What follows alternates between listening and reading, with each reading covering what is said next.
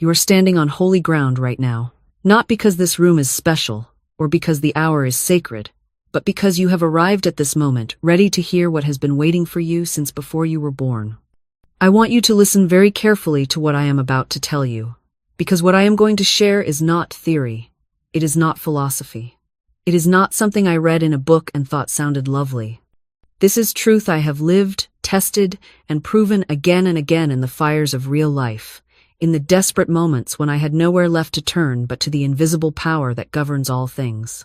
There is a law operating in this universe that is more reliable than gravity, more constant than the rising sun, and more powerful than any army ever assembled on Earth. This law does not care about your past. It does not judge your mistakes. It does not require you to be worthy or prepared, or even particularly good. What it requires is that you speak with the authority of one who knows, not one who hopes, not one who wishes, not one who begs, but one who knows with every fiber of their being that what they command must come to pass because it is already done in the realm where all things are first created. I have seen miracles that would make you weep with joy. I have watched penniless women find checks in their mailboxes for the exact amount they needed within hours of speaking their word. I have seen relationships dead as stones suddenly bloom back to life. I have witnessed bodies riddled with disease restore themselves to perfect health. And none of it, not one single miracle, happened by accident. They happened because someone finally understood how to speak to the invisible and make it bow. Your word is not just sound vibrating in the air. Your word is the creative force of the universe itself, channeled through your unique consciousness. When you speak knowing the truth, you set into motion powers that rearrange circumstances, move people, open doors, and manifest what seemed utterly impossible just moments before. Most people go through their entire lives praying with their fingers crossed, speaking with doubt dripping from every syllable, commanding nothing because they believe themselves to be small and powerless. They beg God for scraps when they were meant to claim kingdoms. They whispered timid requests into the void when they should be speaking with the thunder of one who knows their divine inheritance. Listen to how people speak about their lives. They say things like, "I hope things work out. Maybe if I'm lucky. I'll try my best, but I don't know." Things like that don't happen to people like me. Every single one of these statements is a command sent directly to the universe, and the universe, being perfectly obedient, arranges itself to match exactly what has been spoken. You hoped, so you got uncertainty. You said maybe, so you got perhaps and possibly, but not definitely. You declared limitation, so limitation built walls around you with your own words as bricks. I learned this law the hardest way possible. I did not come to this understanding sitting in comfort. I came to it through heartbreak, through financial disaster, through standing in my own kitchen wondering how I would feed myself, through relationships crumbling in my hands like ash. I came to it because I had to. Because when you are drowning, you either learn to swim or you sink. And I decided I was going to swim. I swam through doubt so thick I could barely see my own hand in front of my face. I swam through voices, my own voice, mostly telling me I was delusional, that this spiritual stuff was just wishful thinking, that I should be more realistic, more practical, more resigned to struggle. But here's what I discovered in that swimming. The universe doesn't reward resignation. It rewards faith. Not blind faith, informed faith. Faith backed by understanding. Faith that says, I don't know how this will work out, but I know that there is an invisible law at work, and when I align with it, circumstances must shift. You see, most people think faith means believing without evidence. That's not faith, that's hope dressed up in Sunday clothes. Real faith is the evidence itself. It's the inner knowing that precedes the outer demonstration. It's the feeling of certainty before the fact appears. I learned to cultivate that certainty the way you'd cultivate a garden, daily, with attention, with care, pulling out the weeds of doubt the moment they sprouted, watering the seeds of my declarations with emotion and conviction, speaking to my circumstances the way a mother speaks to a frightened child, firmly, lovingly, with absolute authority. And things began to change. Not overnight, let me be clear about that. Anyone who tells you this work produces instant results is selling you something. The universe operates on its own timetable, not yours. But it does operate. It must. It's law. The first shift was internal. I noticed I stopped feeling like a victim. Stopped waiting for rescue. Stopped looking at my bank account with that sick, twisting feeling in my gut. I began to look at it as a temporary reflection, nothing more. A photograph of yesterday's consciousness, not a prophecy of tomorrow's reality. I started speaking differently, not just in my formal affirmations, but in casual conversation. I caught myself saying things like, "I can't afford that," and I'd stop mid-sentence and rephrase, "I'm choosing not to allocate resources there right now." Different energy entirely. One is powerless. The other is sovereign. The words we use aren't just descriptions of reality, they're blueprints. They shape what comes next. I started treating my language like I was placing an order with the universe. And here's what nobody tells you. The universe is very literal. It doesn't interpret. It doesn't add context or read between the lines. It takes your words at face value and says, "Okay, noted." So when I'd say, "I'm trying to pay off debt," the universe heard trying, which means not succeeding, just attempting. When I said, "I hope things get better," it heard doubt disguised as optimism. Hope without conviction is just wishful thinking wearing a positive mask. I had to learn to speak as if the thing was already done. Not in some airy-fairy, denial of reality way, but with the quiet confidence of someone who knows how the story ends. Instead of "I'm trying to save money," I started saying, "I'm building my reserves." Instead of "I want to be financially free," I said, "I'm practicing financial freedom now." That last one was crucial. You don't become free in the future. Freedom isn't a destination you reach after hitting some magic number in your bank account. It's a state of being you practice right now, with whatever you have. I started making small decisions from a place of freedom rather than fear. I'd buy the organic vegetables even when they cost more, not because I was being reckless, but because I was affirming that I have enough. That I live in abundance, not scarcity. And wouldn't you know it, every single time I made a choice from abundance rather than lack, money would show up. Not always immediately, not always in obvious ways, but it would come. A refund I'd forgotten about. A friend paying back an old loan. A surprise discount. The universe was matching my energy, reflecting back what I was putting out. I also stopped arguing for my limitations. This was huge. I noticed how much I'd defend my financial struggles, like they were a core part of my identity. Someone would suggest an opportunity, and I'd immediately list 5 reasons why I couldn't do it, why it wouldn't work for someone like me. I was building a case for my own smallness, and I was winning that case. It took me months to see that my words weren't describing my reality, they were prescribing it. Every time I said, "I can't afford that," I was placing an order with the universe. Every time I said, "Money doesn't come easily to me," I was writing my own financial script and then acting surprised when my life followed it perfectly. The shift started small. I began catching myself mid-sentence. "I'm always broke" would start to come out of my mouth, and I'd stop, literally pause, and rephrase. "I'm learning to manage money differently." It felt awkward at first, like speaking a language I wasn't fluent in yet. But here's what nobody tells you about changing your words. You don't have to believe them at first. You just have to stop reinforcing the old story. I started treating my complaints like contracts I was signing with the universe, because that's essentially what they were. Every complaint was an agreement. Yes, I'd like more of this painful thing, please. When you understand that, complaining loses its appeal fast. I remember sitting with a friend who was drowning in financial stress, and I watched her catalog every money problem she had, the bills, the debt, the unfairness of it all. And I recognized myself. I'd done that exact thing for years, thinking I was just being honest, just venting. But venting isn't neutral, it's reinforcement. It's taking your limited creative energy and using it to strengthen exactly what you don't want. So I started a practice I called catching and flipping. Every negative statement about money got caught and flipped. "I never have enough" became "money flows to me in surprising ways."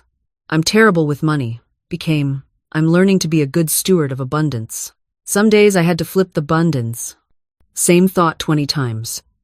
Some days I failed completely and fell back into the old patterns. But here's the thing about words, they're not just sounds we make. They're directives to our subconscious mind, which doesn't judge or question, it just executes. Tell it you're broke, and it will find evidence of that everywhere.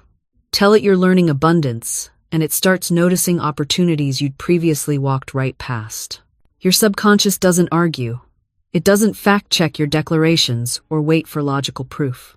It simply accepts what you affirm with feeling and conviction, then goes to work orchestrating circumstances to match that inner blueprint. This is why affirmations without feeling are like seeds scattered on concrete. They bounce right off. But when you speak with authority, with that deep inner knowing, something shifts. You're not begging the universe for crumbs. You're claiming what's already yours in the spiritual realm, waiting to manifest in the physical. I've watched people transform their entire financial reality in months, not through harder work, but through changing their inner conversation. A woman came to me drowning in debt, speaking constantly about what she owed, what she couldn't afford, how trapped she felt. I told her, stop reporting on lack. Start declaring the truth you want to see. She began affirming, Infinite Spirit, open the way for my immediate supply. Let all that is mine by divine right now reach me in perfect ways. She said it morning and night, not as a desperate plea, but as a statement of spiritual fact. Within 3 weeks, an old insurance policy she'd forgotten about matured. 2 weeks later, a friend repaid a loan she'd written off years ago. A month after that, she received a promotion she hadn't even applied for. The money didn't fall from the sky. It came through natural channels, but the channels opened because her inner signal changed. That's the mechanism. You're always broadcasting. The question is, what frequency are you sending out? Fear or faith? Lack or abundance? Your subconscious is listening to every word, especially the ones you say when no one else is around. And here's what most people miss. It's not about lying to yourself. It's about speaking to the deeper reality beneath appearances. When you say, I am prosperous, you're not denying your current bank balance. You're affirming the spiritual truth that abundance is your natural state, that you are one with infinite supply. You're calling forth what already exists in potential. You're giving your subconscious mind clear instructions instead of confused, contradictory ones. And here's what most people don't realize. Your subconscious mind doesn't distinguish between what you're affirming for yourself and what you're declaring about others.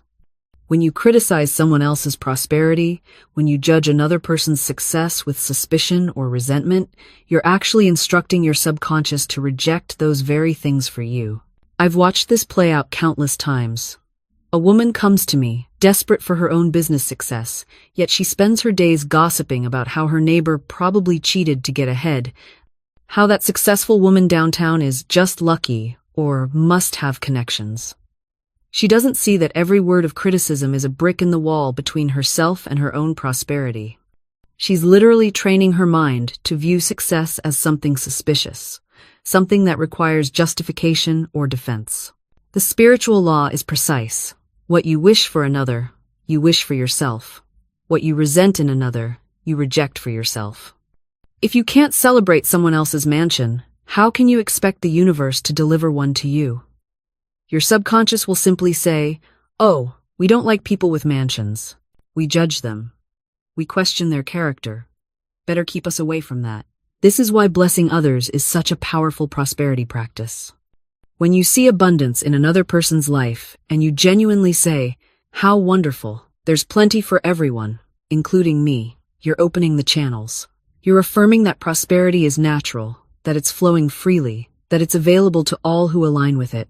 I knew a man who transformed his entire financial situation through this one shift. He was a salesman, struggling constantly, watching his colleagues close deals while he barely scraped by. He was bitter, convinced they were somehow gaming the system, taking his clients.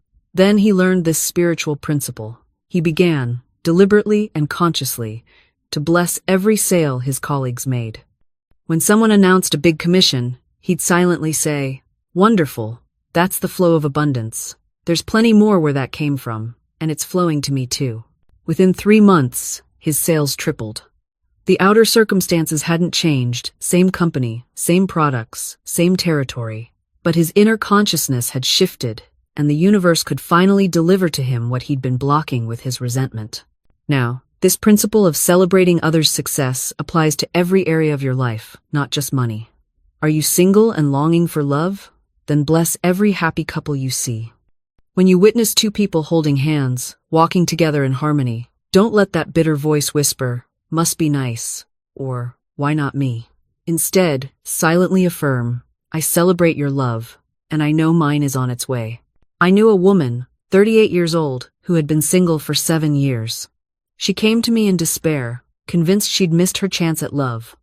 And I noticed something immediately. Whenever we'd walk down the street and pass a couple, her face would tighten. At wedding invitations, she'd force a smile that never reached her eyes. She was broadcasting resentment on the frequency of love, and then wondering why love wasn't finding her. I gave her one assignment. For 30 days, actively bless every expression of love she encountered. Wedding announcements? Send a genuine congratulations. Couple kissing in the park? Silently bless them. Friend gushing about a new relationship? Listen with real joy and affirm, "Love is everywhere, including on its way to me." The first week was torture for her, she admitted. It felt fake, forced. But she persisted, and something miraculous happened not in the world, but in her. By week 3, the blessings had become genuine. She actually felt happy for these couples. Her heart had softened, opened. The bitter shell had cracked. 6 weeks later, she met her now husband at a charity event she almost didn't attend. But here's what she told me later that still gives me chills. The moment I stopped resenting other people's love, I suddenly became lovable to myself. And that's when he appeared. You see, resentment doesn't just block blessings from coming to you. It makes you unable to recognize them when they arrive. The universe has a curious sense of humor. It often delivers exactly what we've been asking for, but disguised in wrapping paper we don't recognize because we're too busy staring at what someone else received. I remember a woman who came to me furious because her colleague got promoted to a position she had desperately wanted. For months, she stewed in resentment, convinced the universe was unfair, that the system was rigged against her. "Why does she get everything?" she kept asking me. "I work twice as hard. I'm twice as qualified." I asked her a simple question. "What would you do with that position if you had it right now?" She went silent. Then she admitted something remarkable. "Honestly, I'd be miserable. The hours are crushing. She has no life outside that office. But I wanted it because it proved I was good enough." There it was, the real prayer underneath the false desire. Sometimes what looks like a blessing denied is actually protection in disguise. And our resentment blinds us to the actual gift the universe is preparing. Within 6 months, this woman was offered a different position, one that paid more, offered better balance, and aligned perfectly with her actual skills and passions. But she almost didn't take it. Why? Because she was still so consumed with resentment over the first rejection that she nearly missed the real answer to her prayers. This is what resentment does. It keeps you facing backward, obsessing over what you didn't get, while your actual good is trying to tap you on the shoulder from behind. Every moment you spend resenting someone else's blessing is a moment you're unavailable to receive your own. Think of it like this. Imagine you're at a magnificent banquet. The table is overflowing with delicious food, prepared specifically for you. But you're standing in the corner, arms crossed, glaring at someone else's plate, muttering, "Why do they get lobster when I only got chicken?" Meanwhile, behind you, the chef is trying to serve you your own lobster, perfectly seasoned exactly how you like it, but you won't turn around. You're too busy resenting. And here's what the universe does when it sees that. It waits. It doesn't force. It doesn't argue. It simply holds your blessing in suspended animation until you're ready to receive it.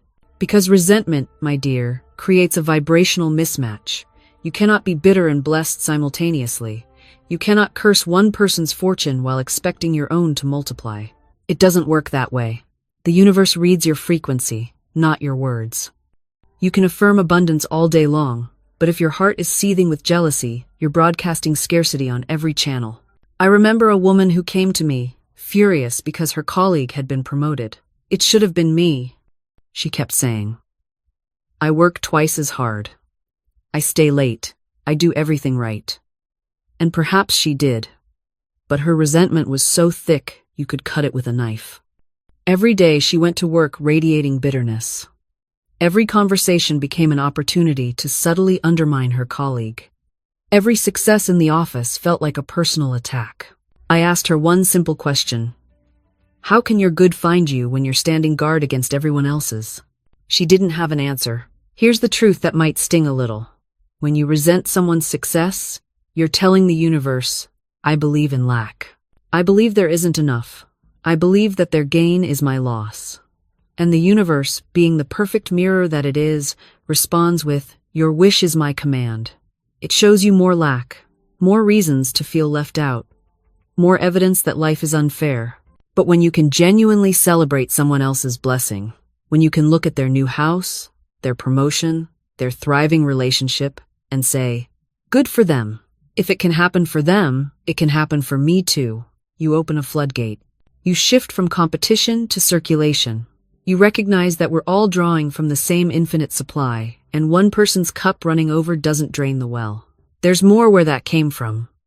There's always more. And here's what's beautiful about this consciousness shift. When you truly live from abundance, you become a channel for even greater good. You become a distributor of blessings. You're not hoarding or protecting what you have. You're circulating it, knowing with absolute certainty that as you give, so shall you receive. I've watched this principle in action countless times. A woman came to me once, terrified about her finances. She had just enough to cover her rent, and someone in her building needed help with groceries. Every fearful thought told her to hold tight to her money, to protect herself first. But something in her spirit whispered differently. She bought those groceries. She trusted. And you know what happened?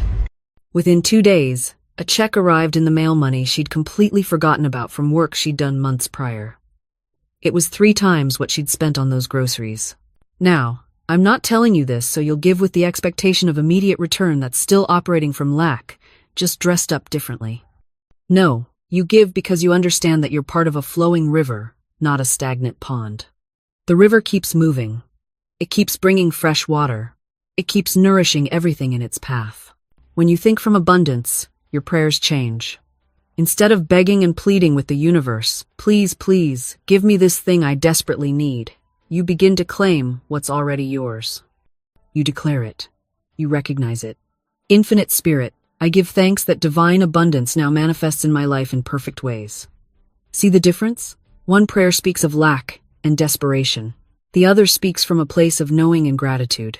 Your words are so powerful, my friend. They're not just sounds that disappear into the air. They're creative forces. They're setting things in motion in the invisible realm that must eventually take form in the visible world. This is why I'm always telling people, watch your words. Stop saying, I can't afford that. Stop declaring, I never have enough. Every time you speak those words, you're ordering up more of the same. Instead, even when appearances say otherwise, speak as though the abundance is already present. I am abundantly supplied. All my needs are met. Money flows to me easily and naturally. Does this feel like lying when your bank account is low? Perhaps at first. But you're not lying. You're speaking to the truth that exists in the spiritual realm, calling it forth into manifestation. Your word is the bridge between the invisible and the visible. When you declare, I am prospered in all my ways, you are not pretending poverty doesn't exist. You're refusing to give it permanent residence in your experience. There's a profound difference. Let me share a story that illustrates this perfectly.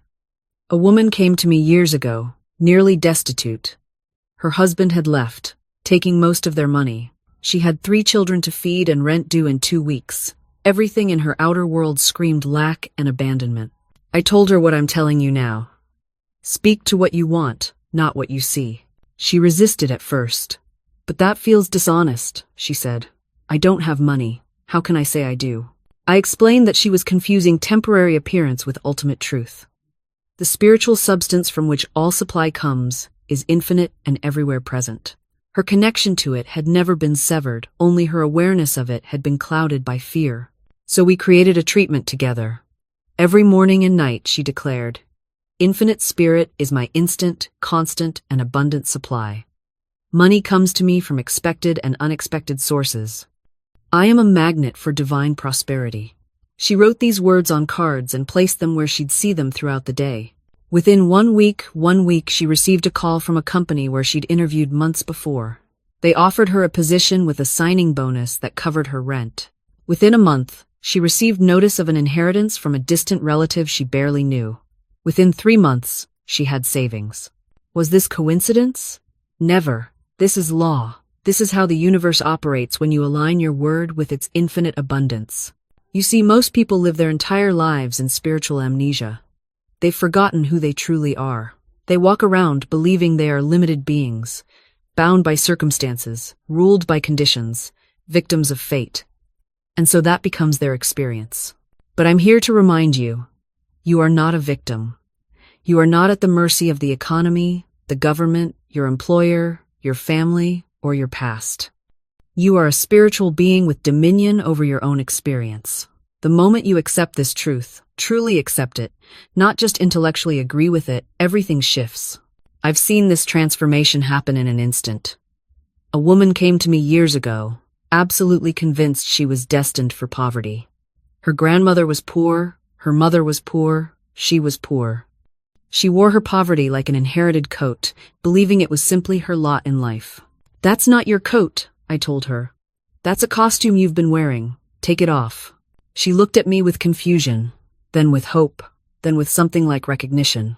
Within months, she had tripled her income. Not because she suddenly gained new skills or education, because she changed the conversation she was having with the universe.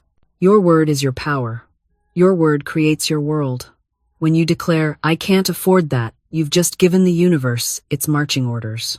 When you say money is hard to come by, congratulations, you've just written that into your contract with life. When you whisper to yourself, "I'm not the kind of person who has wealth," the universe says, "as you wish," and arranges your circumstances accordingly. This is why I am so insistent about the words you use, especially when you're alone with your own thoughts. That's where the real work happens. Anyone can put on a brave face in public. But what are you saying to yourself at 3 in the morning? What words are looping through your mind as you pay your bills? What story are you telling yourself about money, about worthiness, about possibility? Most people carry 2 conversations, the one they speak aloud, and the one that never stops inside their heads. And it's that second conversation, the one no one else hears, that's writing the script of your life. I remember a woman who came to me years ago. Successful by every measure, beautiful home, admired by her friends. But she was exhausted, depleted. And when we finally got quiet enough to listen to what she was actually saying to herself all day, we discovered why. Every morning, "I should be doing more." Every email, "They probably think I'm incompetent." Every success, "I just got lucky." Someone will find out, "I don't really know what I'm doing." She was running a marathon inside her own mind, and the finish line kept moving further away. The moment she recognized those words as just words, as habits she'd picked up somewhere along the way rather than truths carved in stone, everything shifted. Not overnight, not with one affirmation, but with the patient, persistent work of choosing different words. Your inner dialogue isn't destiny. It's just a radio station you've been listening to for so long you forgot you could change the channel. And here's something most people don't understand. You don't have to believe the new words at first. You don't have to feel them deeply or convince yourself they're true. You just have to be willing to say them, to practice them, to let them exist in your consciousness alongside the old patterns. Say, "I am open to receiving." You might not believe it yet. Say it anyway. Say, "My good is coming to me now." Your circumstances might argue otherwise. Say it anyway. Say, "I trust the divine plan of my life." Even when nothing makes sense. Especially when nothing makes sense. Because words are seeds. You don't plant a seed and then dig it up every day to see if it's growing. You plant it, you water it, and you trust that beneath the surface, something is shifting. Your words are working whether you see evidence or not. They're restructuring your consciousness. They're sending out vibrations that the universe must respond to. Not because of some mystical magic trick, but because that's how the law works. Every word you speak is a decree.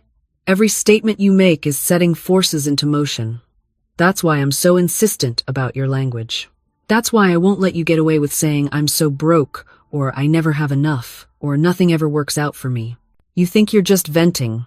You think you're just being honest about your current situation, but you're not. You're commanding the universe to keep giving you exactly what you're declaring. The law doesn't distinguish between complaining and commanding. It only responds to the vibration of your words. When you say, "I'm always struggling," the universe hears a command. "More struggle, please." And it delivers. Not because it's punishing you, because it's obeying you. I worked with a woman who couldn't understand why she kept attracting terrible relationships. One after another, the same patterns repeated. "All men are liars," she'd tell me. "You can't trust anyone." And I'd ask her, "Well, what do you expect the universe to give you when that's your constant decree?" She was shocked. She thought she was just observing reality, but she was creating it. Her words were her bridge to the subconscious, and her subconscious was arranging circumstances to match her declarations. We changed her words. Instead of "all men are liars," she began to say, "My right man is honest and true." Instead of "you can't trust anyone," she declared, "the universe is bringing me trustworthy people." Simple shifts, but profound ones. Within months, everything changed. Not because the men in the world suddenly became different, because she became different. Her consciousness shifted, and therefore her attraction shifted. This is what I mean when I say your word is your wand. You're not manipulating reality, you're aligning with it. You're choosing which frequency to broadcast, and the universe is matching that frequency with corresponding experiences. Now, I know some of you are thinking, "But Florence, what if I'm in a terrible situation? Am I supposed to just pretend everything's fine?" No, I'm not asking you to deny reality. I'm asking you to stop reinforcing it with your words. There's a difference between acknowledging where you are and declaring where you're staying. You can say, "This is my current situation, but I'm moving beyond it without giving power to the limitation." You can face facts without making them permanent decrees. There was a woman I knew whose bank account was drained. She had $17 to her name. When someone asked her how she was doing, she didn't lie and say, "I'm wealthy," when she was holding $17. That would have been denial. But she also didn't say, "I'm broke, I'll always be broke, money never comes to me."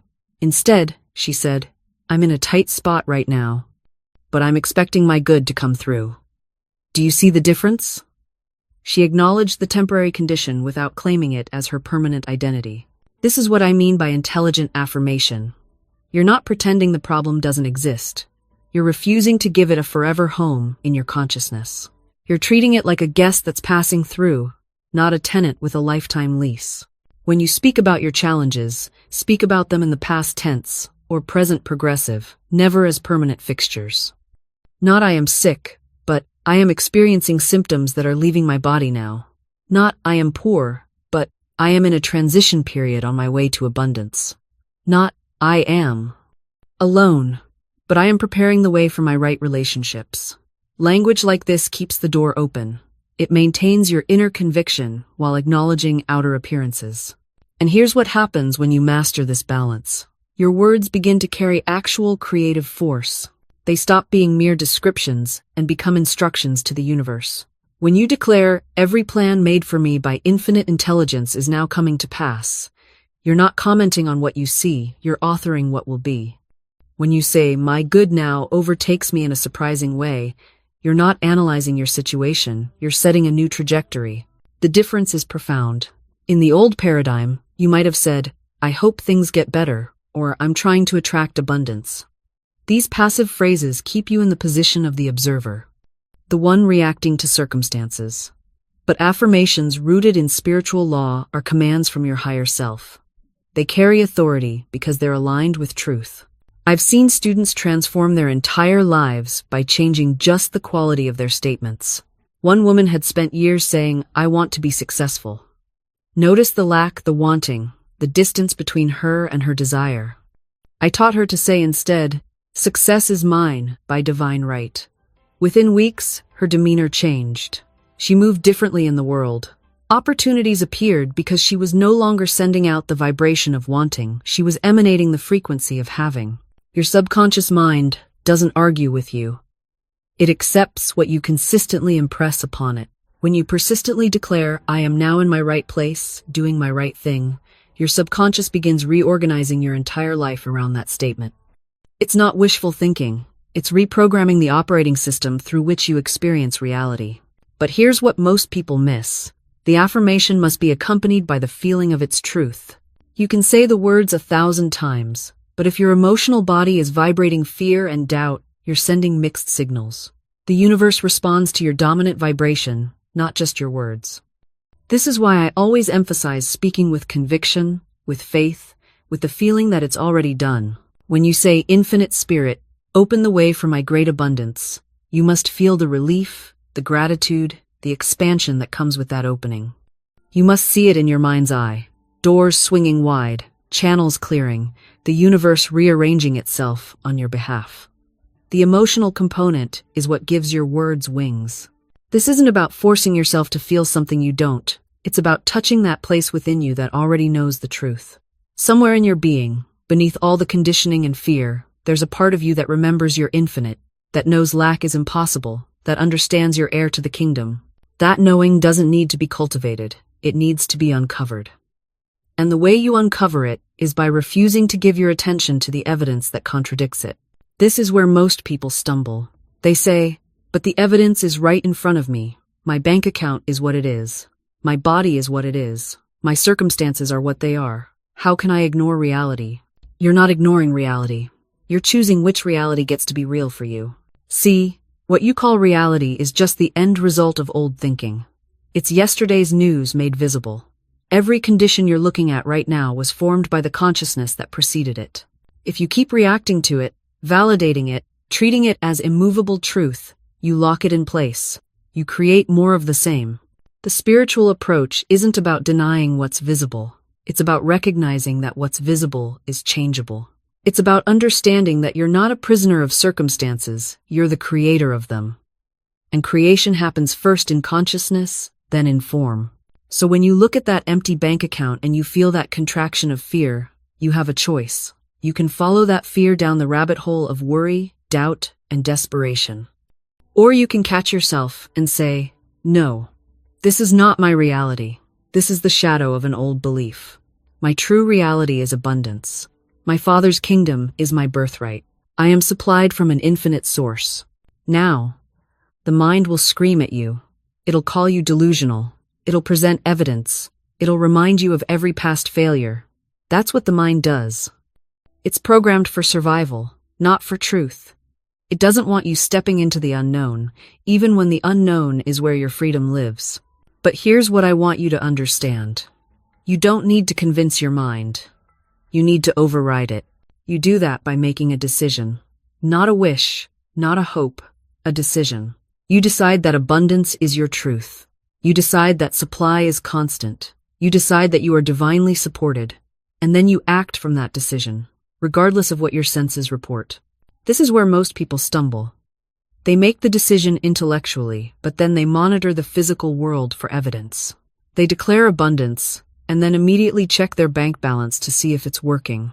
They affirm divine supply, and then panic when the bill arrives. This is not faith. This is experimentation. And the universe doesn't respond to experiments, it responds to certainty. When you truly decide, you stop checking. You stop measuring. You stop gathering evidence to prove or disprove your decision. You simply proceed as though the thing is already done, because in the realm of consciousness, it is. I knew a woman who decided her business would thrive. Not hoped, not wished, decided. And when clients canceled or payments delayed, she didn't waver. She didn't revise her decision based on temporary appearances. She said to me, "I've already decided this business is successful. These little disruptions are just the old patterns clearing out." And within 3 months, her revenue had doubled. Not because she worked harder, but because she stopped contradicting her own decision with doubt. You see, every time you worry, you're casting a vote against your own declaration. Every time you complain about lack, you're rehearsing poverty. Every time you speak about what you don't have, you're instructing the subconscious to produce more of that experience. Your word is law in your universe. But you must be consistent. You cannot declare prosperity on Sunday and poverty on Monday. You cannot affirm health in the morning and disease in the afternoon. The subconscious doesn't recognize contradictions. It simply records your dominant expectation and produces accordingly. This is why I say, watch your words as you would watch a small child near fire. Words are creative. They set forces in motion. And once spoken with feeling, They must manifest unless you cancel them with an opposite statement of equal or greater intensity.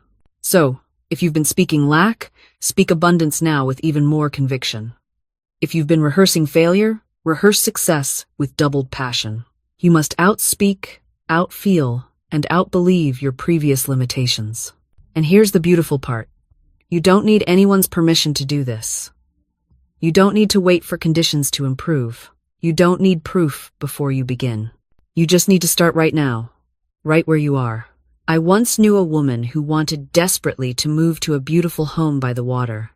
She'd dreamed of it for years, but felt trapped by her circumstances, trapped by her lease, by her income, by what seemed like 1,000 practical impossibilities. Then something shifted. She stopped focusing on how times it would happen, and started living as though it was already done. She began taking morning walks to the waterfront. She'd stand there, breathing in the salt air, feeling the sun on her face, and whisper times, "Thank you, asterisk. Thank you for my beautiful home.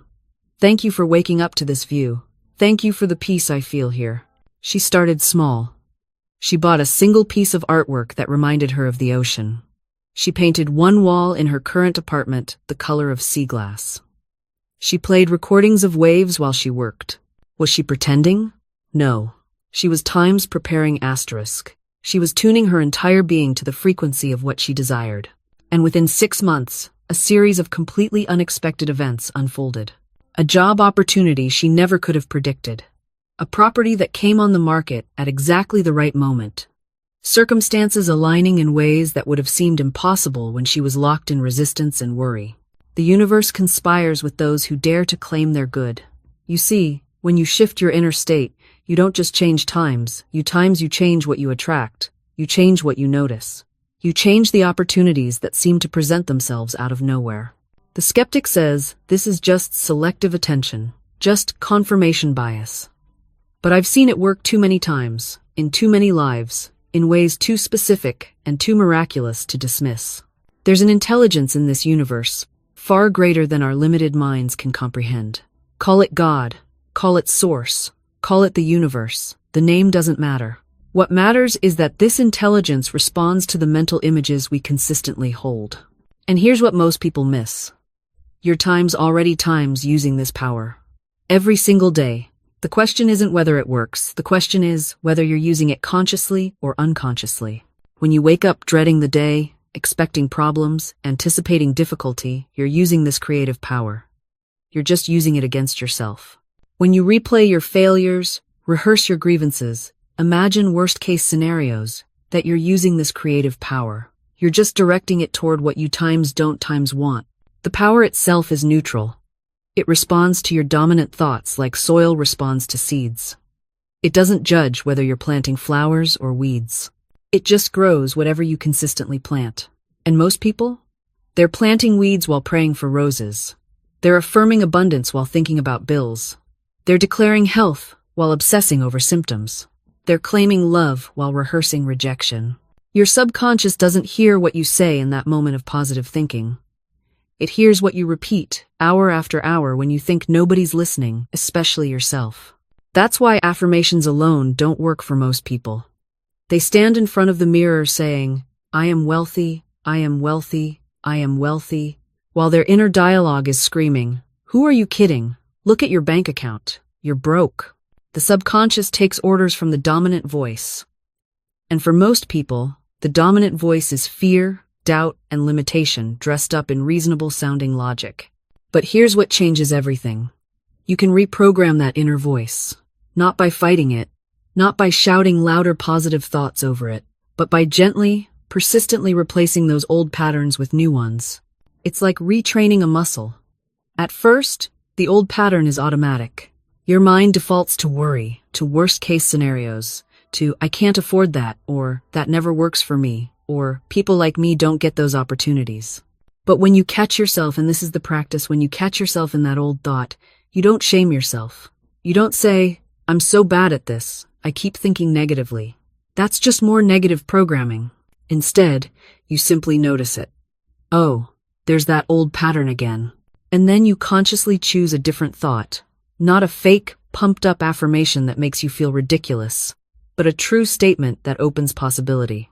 Instead of, I'm so broke, try, I'm in the process of improving my finances. It's true, it's believable, and it points your mind in a different direction. Instead of, I always fail, try, I'm learning what works. Again, true, believable, growth-oriented. Instead of, nobody wants me, try, I'm becoming the person I want to attract. Empowering, actionable, real. When you speak this new language, the language of possibility, instead of prison, you stop being a victim of circumstance and become an architect of experience. You're no longer waiting for life to happen to you, you're co-creating it. And here's something most people miss entirely. Your inner dialogue doesn't just shape your feelings, it literally rewires your nervous system. When you repeat, I'm a failure, your body responds with cortisol, tension, shutdown. When you say, I'm learning and growing, your system releases different chemistry entirely. Dopamine, openness, energy. You're not just thinking differently. You're becoming different at a biological level. Now, let's talk about the sneakiest trap of all, the trap of what I call spiritual bypassing disguised as realism. This is when people say things like, I'm just being honest about my limitations, or I'm just acknowledging the facts. But here's the question that changes everything.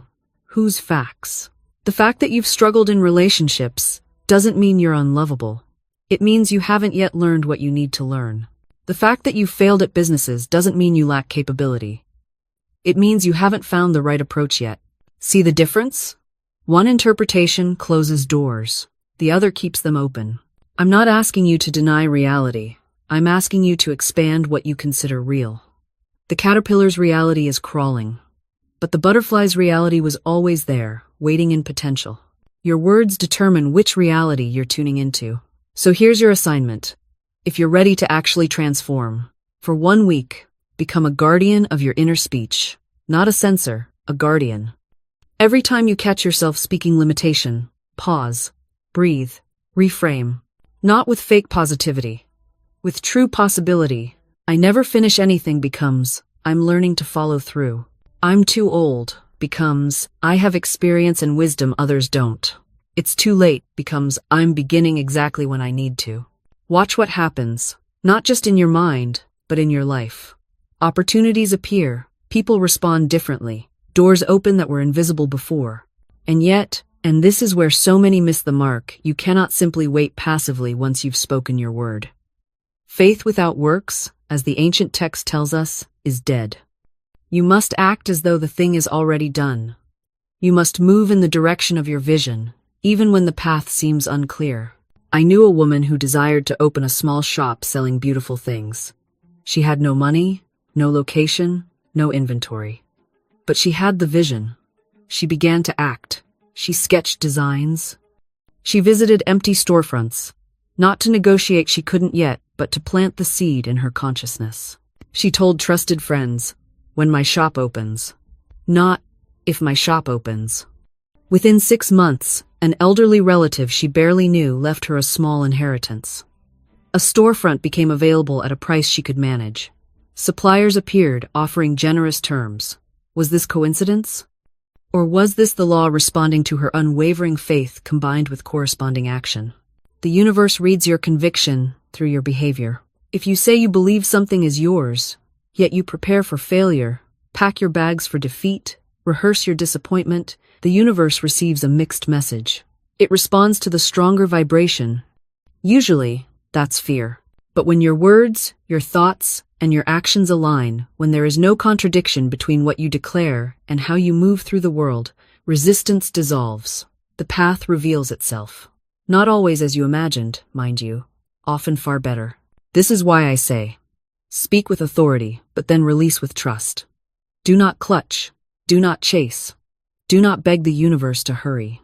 Desperation repels. Certainty attracts. The farmer plants the seed and trusts the soil. He does not dig it up every day to check its progress. He waters. He tends. He waits with faith. Your word is the seed. Your faith is the soil. Your consistent action is the watering. And the harvest, the manifestation, comes in its perfect time. Not early, not late. Always exactly when the conditions are ripe. So examine today. What are you speaking over your life? What are you declaring into the invisible? And more importantly, are you believing it enough to act as though it's already true?